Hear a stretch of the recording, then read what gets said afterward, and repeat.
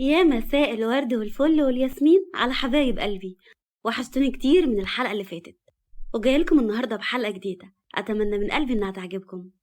بس عايزة أفكركم، لو الحلقة النهاردة عجبتكم بجد، يا ريت تفرحوني باللايك والاشتراك في القناة. وقبل ما نبدأ حلقتنا، يا ريت كلنا نصلي على رسول الله عليه أفضل الصلاة والسلام. ويلا بينا نشوف الحلقة النهاردة بتحكي عن إيه. وقف مصدوم. معقول كل ده يحصل منك انت يا خبيث؟ انا مش مصدق. خرج تليفونه وبدأ يصور اللي بيحصل قدامه صوت وصورة. هو عارف ان القانون مش هياخد بالتسجيل ده لعدم وجود إذن مسبق من النيابة، ولكن مفيش شيء بيقف قدام جواتنا. قعدت توحيدة وقالت: عايش وانت مروق على نفسك وسايبني انا قاعدة في وسط البهايم. عباس بضحك. انا هنا مروان بيه العجمي، عباس التهامي ده بسيبه جوه البلد، ما يلزمنيش في حاجة.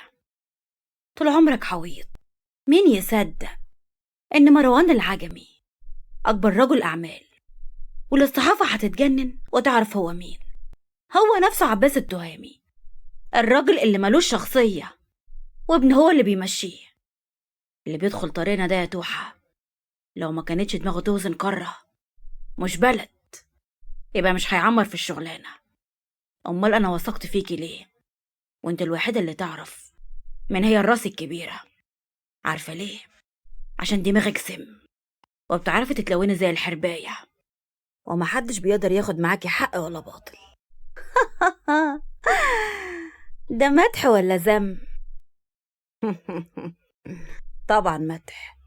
المهم مفيش اخبار عن رفيق ولا فكر يتصل، فص ملح وداب. عباس بمكر. انا مش مطمن لهروبه ده، الواد غبي وممكن يودينا في داهية. لا اطمن، هو ما يعرفش حاجة اكتر من ان العيال اللي بيخطفها بيذبحها الناس مش بتخلف. هو اللي قاهرني عبادي، مليون مرة نبهت عليه يبطل شغل الدجل والقرف ده، ما سمعش الكلام. قال ده تمويه عشان محدش يدور وراه. الاتنين بقوا كارت محروق بالنسبة لي ولازم نتخلص منهم زي ما عملنا مع جوز اختك وغيره. اللي بيدخل اسم الشرطة حتى لو هيعمل بطاقة بالنسبة لي يبقى انتهى، ما اقدرش اثق فيه تاني. تمام، انا هبلغ الرجالة يقلب الدنيا على رفيق وكمان عبادي. وعبادي سهل يموت في الحجز ونبقى كده في السليم. بصت له بخبث وقالت: انت لسه برضو عايز تكمل اللي في دماغك واللي بالك سنين بتسعاله؟ لمع السر والحقد في عينه وقلب نبرة كره. طبعا اللي في دماغي ده هو السبب ان امشي في الطريق ده، ومش هرتاح غير لما اقضي عليه. حتى لو ما كانتش ليا هيبقى حسرتها عليه وعلى عيالها واحد واحد. مش فاضل غير حسن. فريد ومات وجواد اتعمى، وهو يمكن الكورونا تقضي عليه ونرتاح منه. انا اللي قاهرني فريد كان نافعنا، بس مش عارفه ايه اللي ركبه يومها معاه. انا بصيت له بذهول فكمل: انا اللي خليته يركب معاه، انا اللي خليته يوقع بين عبيد وجواد، وكنت عارف انهم هيتخانقوا. قلت له اعمل نفسك خايف على اخوك وروح وراه عشان تطيب خاطره بكلمتين، وقلت تخلص من الاتنين مره واحده عشان تبقى القهرة دبل. بس فلت منها هو في واحد يحب واحدة ويتسبب في عذابها؟ أنا الصراحة مستغرباك. فضلته عليا. أنا كنت بحبها من زمان، من قبل حتى ما عبيد يشوفها، بس هي ما كانتش شايفاني أصلا، كانت عينيها على عبيد. وأول ما أبويا فكر يخطبها له قلت له أنا عايزها. شتمني وقال أنا حجزتها لأخوك. رحت لها واعترفت لها بحبي وطلبت منها ترفض أخويا، بس هي رفضتني وقالت لي إنها بتحب عبيد ودعت ربنا كتير انه يخليه من نصيبها. قالت لي خلينا اخوات، اللي انت فيه ده مجرد حب مراهقة او تهيؤات. استقلت بيا، ما فكرتش تشوفني زيه. عايرتني اني فشلت في دراستي وان البلد كلها عارفة ان انا بتاع ستات بس انت بعدها عملتها عادي ومثلت انك نسيتها. كان لازم اعمل كده، لانها لو لاحظت اني لسه بفكر فيها ممكن تقول لعبيت. دبرت وخططت وصبرت سنين لحد ما عيالها يكبروا قدامها وتفرح بيهم، عشان لما اضرب ضربتي قهرتها تبقى مميتة. طب ليه مش عايز تقول لابنك انك الراس الكبيرة؟ انت بتستهبلي يا ولية، ما انت عارفة انه مش ابني. وبعدين كان لازم اوهم الكل ان راجل اهبل وان ابنه اللي ممشيه عشان محدش يشك فيا. طب هنفضل كده لحد امتى؟ انا زهقت، معانا فلوس بالكوم ومش عارفين نتمتع بيها. بس قدامه بشروط وقلب حقد. هانت، فاضل خطوة واحدة بس اعملها وبعدين نهرب من البلد ونعيش بقى ونتمتع. على فكرة انا بدأت اتخنق من فاطمة، بقت زنانة قوي وكمان خايفة من وقت ما امها واخوها هربوا من المستشفى. احنا هنخلص من الكل يا دوحة، مش هنسيب ورانا ديل. وقرب منها ولف دراعها حوالين وسطها. هسافر انا وانتي نتمتع بحياتنا بعيدة عن كل ده ونعيش بقى. انت عارف ان انا بحبك من زمان يا عباس، ووافقت على كل حاجة طلبتها مني على امل ان قلبك يحن ويدق لي وتنسى بنت اللذينة دي. بس انت مش شايفني اصلا. مش بايدي، بس ما تنكريش انك الوحيدة اللي بثق فيها ومش برتاح غير معاها. ابتسمت له بفرحة وقربت منه، لانه عشقها الاول والاخير وما شافتش راجل غيره. عشان كده مشيت وراه مغيبة من وهي صغيرة، بتعمل كل اللي بيأمرها بيه من غير مناقشة. حتى جوازها من محمد كان بتخطيط منه عشان يقهر أخوه على صديقه الوحيد. قفل التصوير وحفظ الفيديو. لما لقاهم طالعين فوق خرج من الفيلا بنفس طريقة دخوله، ولكن بقلب بيغلي من الغيرة على أمه. ولما شافوا فهد وباقي الفريق بيقرب منهم بوش متغير، ما قدروش ينطقوا بحرف وركبوا العربية ومشوا بسرعة. خرج تليفونه واتصل برقم، ولما جاله الرد قال له بأمر: يسرى، تطلعي حالا على النائب العام تقدمي المستندات اللي معاكي. هتلاقي النقيب عادل مستنيكي، هيخلص معاكي كل الإجراءات وهيطلع بقوة تقبض عليهم. أهم حاجة التوقيت. أكد على الممرضة بعد العملية اللي هيعملها عشان يتمسك متلبس. جمع مصطفى هدومه زي ما أمره جواد وبص في ساعة إيده، ولما لقى الوقت جه اتحرك بره وركب الأسانسير ونزل بيه. وقبل ما يخرج لقى أحمد جاي ناحيته.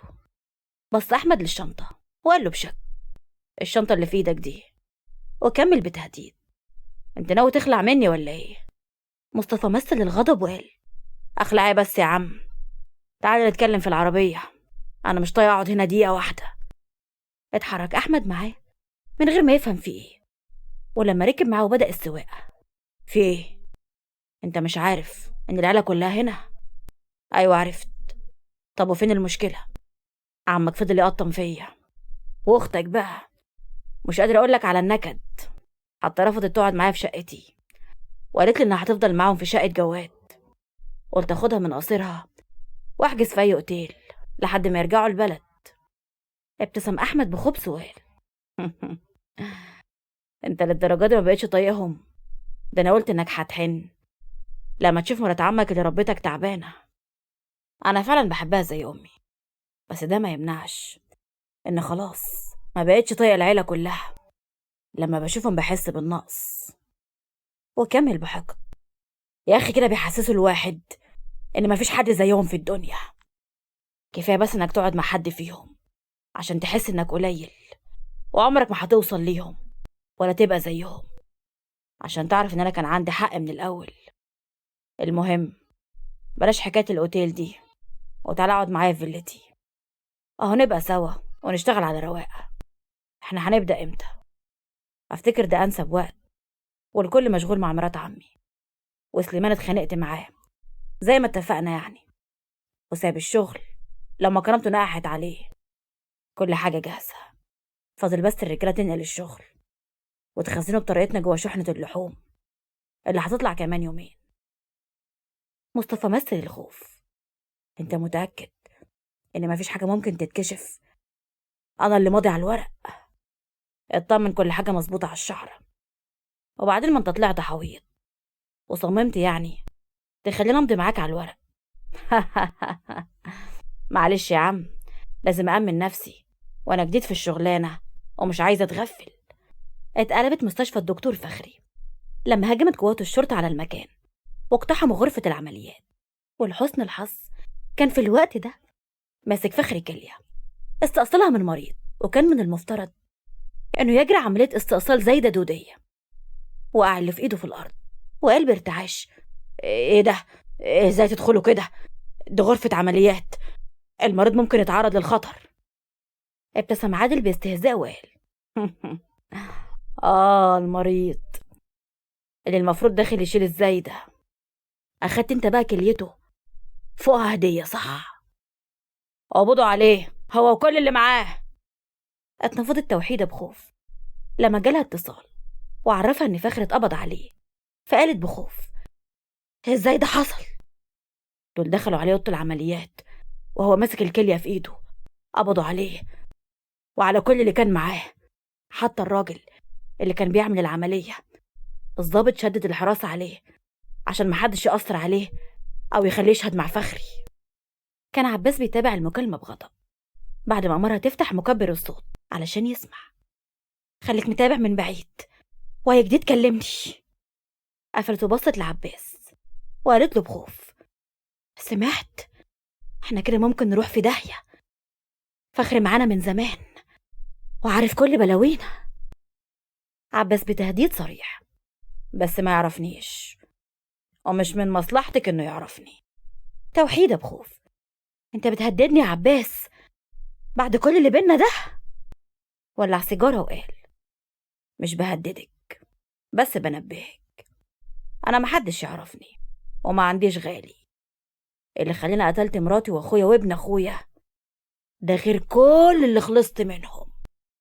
تفتكري بقى ممكن ابقى على حد مهما كان غالي عندي؟ قومي البسي، لازم ترجعي البلد حالا عشان محدش يشك في غيابك، وتبقي قريبة من الأحداث عشان لو حصل أي حاجة تقدري تتصرفي بسرعة. طب وانت مش هترجع النهاردة؟ لا، لسه قدامي يومين، في ناس جاية من بره لازم أقابلهم. اجتمع مع فريقه في مقر جهاز المخابرات ووصل تليفونه بشاشات العرض وشافوا اللي سجله. قعدوا بصدمة، فقال فهد بجنون: يا نهار أبوهم أسود، الناس دي بقى مروان العجمي رجل الأعمال الغامض اللي ليه استثمارات مالية البلد، رجل الخير اللي مش سايب جمعية خيرية ولا دار أيتام غير لما بيتبرع لهم. يبقى هو عباس التهامي الأهبل اللي ابنه ممشيه. جواد بأمر: زود الحراسة على غرفة أمي، ويسرى هتوصل كمان ساعة هتبقى مسؤولة عنها، مش عايز مخلوق غيرها يدخل لها. فهد بعقلانية: اطمن يا جواد، دي في مستشفى القوات المسلحة، انت عارف ده معناه ايه؟ لو موجودة هنا بمقر الجهاز نفسه مش هآمن عليها مع حد طول ما انا مش جنبها. وقال لشريف: اخبار مهند ايه؟ متابع اللي بيحصل في السرية على مدار اليوم. وكمل بإحراج: احمد خلى مراته تروح لاهلها وقضى اليوم مع فاطمة، بس المهم في الموضوع قالت له انها خايفة ومش مطمنة بسبب هروب امها، وحاولت تقنعه ان كفاية كده ويهربوا باللي معاهم، بس هو رفض وطمنها ان الدنيا تمام. رجع جواد من شغله باشتياق ليها، دخل من الباب وقفل وراه. كانت مستعدة لاستقباله، مايل عليها وحضنها بهدوء عنيف. حست باحتياجه ليها، ما حبتش ترهقه بكتر الأسئلة. كان ألمه ظاهر في عينه. حضنته فدفن راسه في رقبتها، ملست على شعره بحنان: وحشتني. وبسته بوسة رقيقة، فابتسم براحة نسبية وضمها بقوة: بعشقك يا دهبي، حضنك بيتي وراحتي. انت أماني الوحيد في الدنيا دي، مش عايز غيرك. وبسها بوسة رقيقة وقال: بحبك، ونكمل بكرة.